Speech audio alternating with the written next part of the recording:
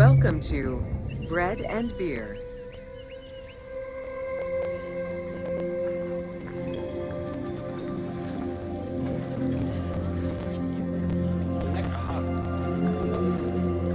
While the Mesopotamians invented beer, including using a straw to avoid the sediments and herbs, ancient Egyptians perfected the brewing method. Egyptian beer's quality was determined by alcohol's strength, color, and flavor. During the Pharaonic era, beer was the most commonly used and important alcoholic beverage. The state and temples used it, along with bread, as payment to workers, and it was included on the lists of food offerings to the gods and the deceased.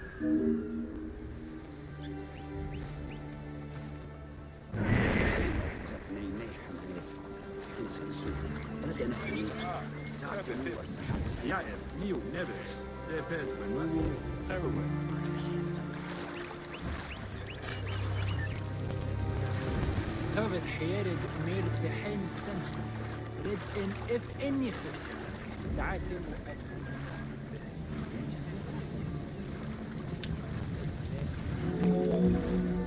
Beer was the popular drink of ceremonies and festivals. The Festival of Drunkenness was even dedicated to it. Considered to be quite nutritional, beer was also significant in the day-to-day lives of ancient Egyptians. Egyptian adults and children consumed beer with all of their meals, and medical texts include hundreds of remedies that contain beer. It remained the most popular alcoholic beverage until the Roman era. Recipes for beer varied over time and depended on the quality of the materials. Bakers and brewers typically worked alongside one another at the same workshop or house. Many families often produced the quantity appropriate to their own consumption, with better quality beers produced for festivals and other special occasions. The most basic recipe used malted cereal as the main ingredient. Fruits such as dates were added along with honey and spices.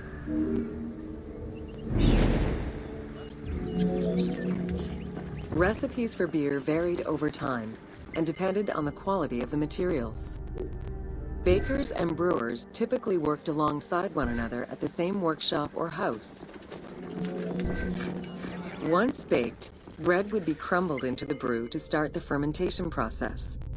Adding grain enzymes would break down the starches, turning them into sugar and creating a thick mash.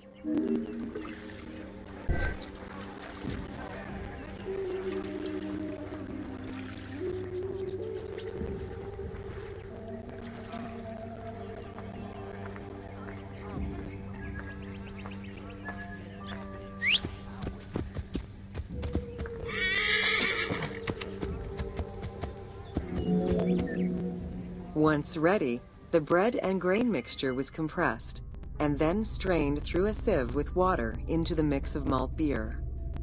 Once fermented, the beer mash was transferred to large containers and again compressed by foot or with pestles.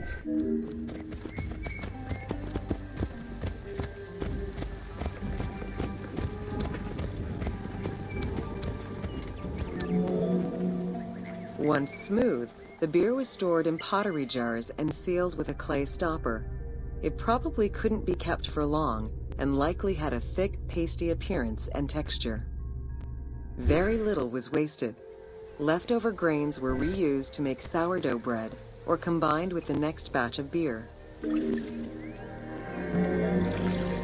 While there are many ancient accounts for making bread, most of the knowledge known about ancient Egyptian brewing comes from an account by the alchemist Zosimus over 300 years after Cleopatra's reign.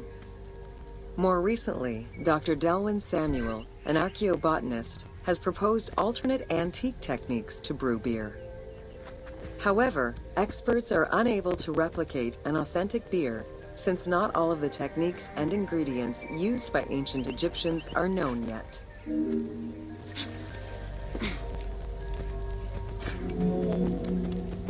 Food was prepared on the floor until the Middle Kingdom, when cooking benches were introduced. The introduction of durum wheat improved bread quality, meaning that the upper and middle classes ate better. The poor, however, still made do with a diet consisting of a gruel made of vegetables, softened bread, or barley.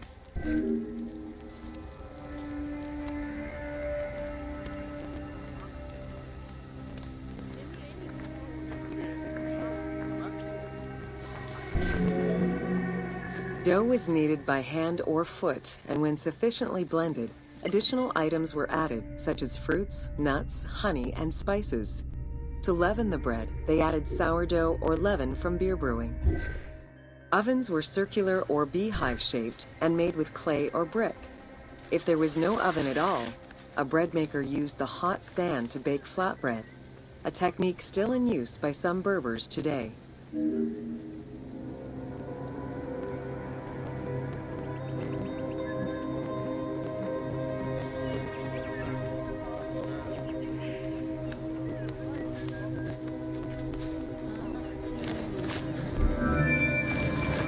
Ancient Egyptians always had to fight off the omnipresent sand particles that were blown towards them. Despite their best efforts, sand regularly made its way into their food. Additionally, particles from the grain-grinding stone tools and ovens they used also contributed to attrition and prematurely worn teeth. The team tried to portray this through toothache animations and commoners sweeping sand off.